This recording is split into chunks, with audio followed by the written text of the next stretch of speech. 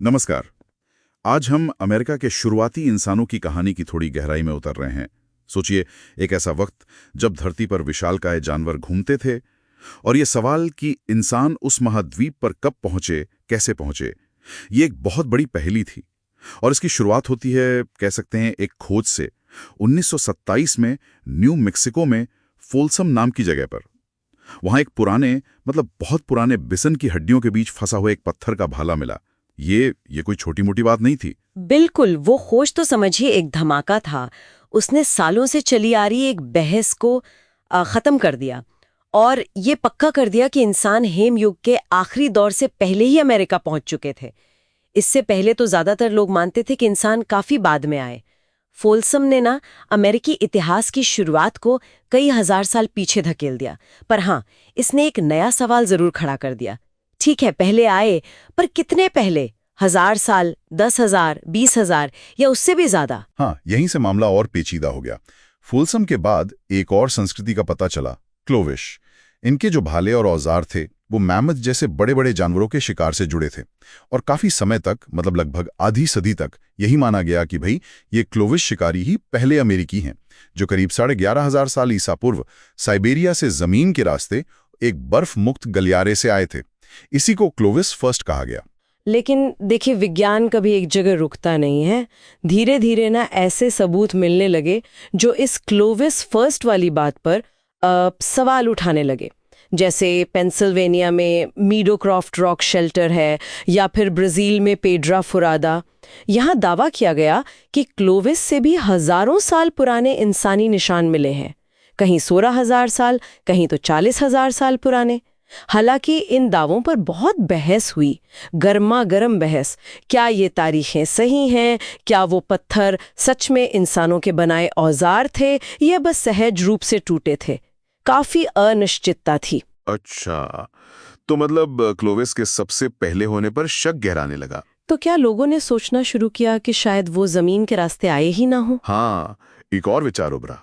क्या ऐसा हो सकता है कि शुरुआती इंसान जमीन के रास्ते ना आकर समुद्र के किनारे किनारे आए हों, नावों से? इसको तटीय प्रवासन या कोस्टल माइग्रेशन कहते हैं। ये थ्योरी समझा सकती है कि हमें बहुत पुराने स्थल क्यों नहीं मिलते, क्योंकि हिमयुग के बाद जब बर्फ पिघली और समुद्र का स्तर बढ़ा तो पुराने तट तो पानी में डूब गए होंगे, और उनके साथ सबूत भी। समझ गया। तो ये कहानी सिर्फ पत्थर के औजारों तक सीमित नहीं रही। क्या दूसरे वैज्ञानिक तरीकों, लैब वगैरह से भी कुछ पता चला? बिल्कुल, सिर्फ खुदाई से नहीं बल्कि लैब में होने वाले विश्लेषणों ने भी काफी मदद की। जैसे पुराने दांतों का अध्ययन होता है, डेंटल एंथ्रोपोलॉजी। उसने दिखाया कि मूल अमेरिकी लोगों का संबंध उत्तरी एशिया के लोगों से है। फिर जेनेटिक्स, खासकर मां से मिलने वाला माइटोकॉन्ड्रियल डीएनए यानी mtDNA का अध्ययन, उससे ऐसे संकेत मिले कि शायद अमेरिका में एक बार नहीं बल्कि कई अलग अलग समूह अलग अलग समय पर आए थे, कई लहरें आई होंगी। हालांकि कितने समूह थे और ठीक ठीक कब आए, इस पर अभी भी पूरी सहमति नहीं बन पाई है। और मैंने ये भी सुना है कि कंकालों से, हड्डियों से भी कुछ अजीब बातें पता चली। हाँ, वो एक और दिलचस्प मोड़ था। कुछ बहुत पुराने कंकाल मिले, जैसे केनेविक मैन, जो 9,000 ईसा पूर्व से भी पुराने थे। वो बाद के मूल अमेरिकी लोगों से शारीरिक बनावट में थोड़े अलग दिखते थे।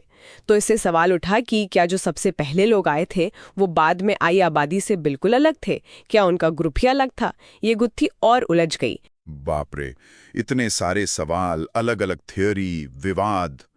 तो क्या कोई ऐसी खोज हुई जिसने थोड़ा रास्ता साफ किया हो, कोई निर्णायक सबूत? निर्णायक मोड़ आया दक्षिण अमेरिका से।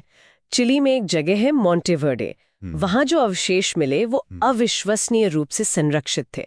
लकड़ी के औजार, झोपड़ियों के निशान, यहाँ तक कि खाने वाले पौधों के अवशेष। और सबसे बड़ी बात, वो 12,500 साल ईसा पूर्व के थे, यानी क्लोविस से लगभग 1,000 साल पुराने।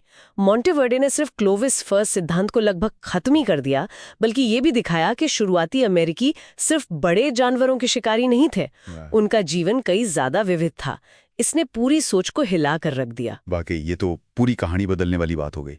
अच्छा, अब एक और बड़ा रहस्य है, उन विशालकाय जानवरों का क्या हुआ? मैमथ, मास्टरडॉन, वो बड़े वाले स्लॉथ, ये सब हिमयुग के अंत के आसपास गायब हो गए। क्यों? क्या इसके लिए वो क्लोविस शिकारी जिम्मेदार थे, जिसे ओवरकिल कहते हैं, कि उन्होंने शिकार कर करके खत्म कर दिया? ये क्लासिक बहस है। ओवरकिल सिद्धांत कहता है कि हाँ, इंसानों ने शिकार करके खत्म कर दिया।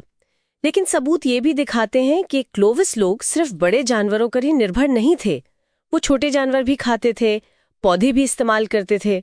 और दूसरी तरफ उसी समय जलवायु में बहुत बड़े बदलाव हो रहे थे। मौसम बदल रहा था, जिससे जानवरों के रहने की जगह, उनका खाना सब प्रभावित हुआ। तो ज्यादा संभावना यही लगती है कि शायद दोनों का मिला जुला असर था। मतलब जलवायु परिवर्तन से जानवरों की आबादी पहले ही कमजोर हो रही थी और फिर इंसानी शिकार का थोड़ा सा दबाव भी उनके लिए घातक साबित हो गया। जैसे रैंगल आइलैंड के बौने मैमथ का उदाहरण है, जो इंसानों के वहां पहुंचने के बाद ही विलुप्त हुए। तो क्लोविस संस्कृति के बाद क्या हुआ? क्या पूरे अमेरिका में एक जैसे ही शिकारी बने रहे लोग? नहीं, बिल्कुल नहीं। क्लोविस के बाद तो अमेरिका में संस्कृतियों और जीवन जीने के तरीकों में जबरदस्त विविधता आई। मेक्सिको वाले इलाके में धीरे धीरे खेती शुरू हुई, मक्का, स्क्वॉश, बीन्स उगाए जाने लगे। एंडीज पहाड़ों में लामा और अल्पाका को पालतू बनाया गया। उत्तरी अमेरिका के कई इलाकों में शिकार और खाना जमा करने का तरीका जारी रहा, लेकिन वो भी बदलते माहौल के हिसाब से ढल रहे थे, जैसे इलिनॉय की कॉस्टर साइट से पता चलता है। और उत्तर पश्चिम तट पर तो सामन मछली पकड़ने पर आधारित बड़े जटिल समाज विकसित हो गए थे। अच्छा, यानी हर इलाके की अपनी एक अलग कहानी, अपना एक अलग तरीका विकसित हुआ। मिले या पेरू के तट पर रहने वाले लोग जो पूरी तरह समुद्री भोजन पर निर्भर थे और एल्मीनो जैसी घटनाओं का सामना करते थे। क्यूएब्राडा जैगवे जैसी साइट्स है वहां। या फिर एकदम दक्षिण में पेटागोनिया के ठंडे इलाकों के शिकारी जैसे फेल की गुफा में मिले सबूत। ये सब दिखाता है कि शुरुआती अमेरिकी कितने साधन संपन्न थे, कितने अनुकूलनशील और कितने विविध थे। तो कुल मिलाकर जो तस्वीर उभरती है वो ये है कि अमेरिका के पहले इंसानों की कहानी कोई एक सीधी साधी क्लोविस फर्स्ट कहानी नहीं है। ये कहीं ज्यादा पुरानी है, ज्यादा जटिल है और इसमें बहुत विविधता है। लोग शायद अलग अलग समय पर आए, हो सकता है अलग अलग रास्तों से आए, और उन्होंने इस विशाल महाद्वीप के लगभग हर कोने में जीने के अपने अनूठे तरीके विकसित किए। बिल्कुल सही। और ये समझना बहुत जरूरी है कि कैसे इन शुरुआती समाजों ने इतने अलग अलग वातावरणों में, चाहे वो एंडीज की बर्फीली ऊंचाइयां हों, अमेरिकन के घने जंगल हों या उत्तरी अमेरिका के बदलते मैदान, अपनी जगह बनाई, जीने का तरीका खोजा। ये अतीत हमें इंसानी लचीलेपन के बारे में बहुत कुछ सिखाता है और पर्यावरण के साथ हमारे कितने जटिल रिश्ते रहे हैं ये भी दिखाता है। शायद सबसे बड़ा सबक यही है कि इतिहास कभी भी सीधा या सरल नहीं होता। उसमें कई परतें होती हैं, कई मोड़ होते हैं। हमें उम्मीद है कि अमेरिका के शुरुआती निवासियों की इस यात्रा ने, इस चर्चा ने सोचने के लिए कुछ नए बिंदु दिए होंगे। ये विश्लेषण कैसा लगा? क्या कोई ऐसा पहलू था जिसने आपको सबसे ज्यादा सोचने पर मजबूर किया, या कोई सवाल मन में आया? हमें अपने विचार जरूर बताइएगा। इससे हमें भविष्य में इस तरह की जानकारी को और बेहतर तरीके से पेश करने में मदद मिलेगी।